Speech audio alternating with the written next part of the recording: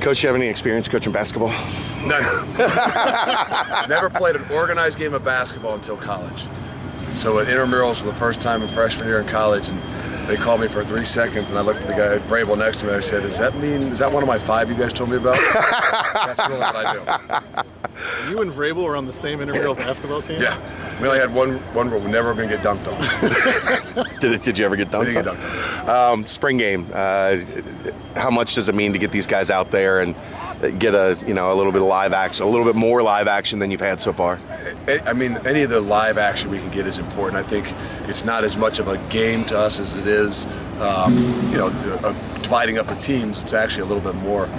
But the ability to put them in, hopefully in front of, it doesn't matter how many people, but I mean, in the stadium later at night, trying to create an atmosphere with a little bit more of that pressure game-like situations, because that's how you learn to play.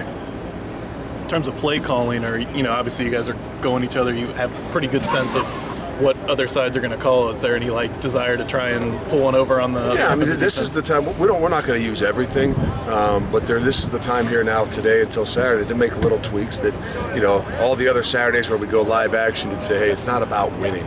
I want to make sure you get the things you need to see so that we can evaluate what we need to do. Saturday's more about truly winning, and so you have a small package of things that you can do, but the reality is you want to put guys in situations where they got to understand, hey, there's a score and you're playing to win, and even you're calling things in the small package to have to win. And that means getting the ball to who's hot. That means getting the ball to who's hot. And I think we learn a lot, not just about the kids, but also about ourselves and how we're able to call and handle those situations as well. You got some depth at running back, but Michael had a big year last year. How do you see it shaping up? I mean, we thought we had some depth going into last season as well, and that's one of those positions that it can turn in just in a second, and it happened to us a little bit last year with Dokes and some other guys going down.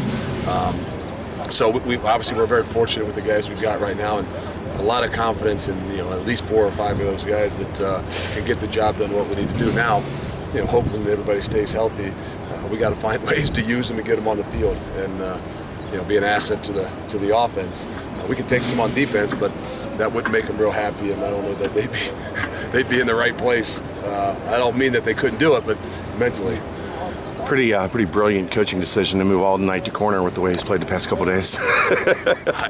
Hey, I don't know. It's sometimes you just got to be kind of cornered into some things to make some of those situations. And for his credit, he asked me before spring ball started about moving over there, and I didn't want to do it to him just to move him because we had guys out. When in reality, you move him over there, and I mean he's made some plays. He's going to really, I think, provide us with some depth, and I think what it's going to do too is make him a better special teams guy.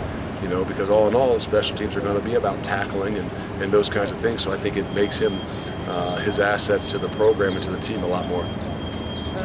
Okay.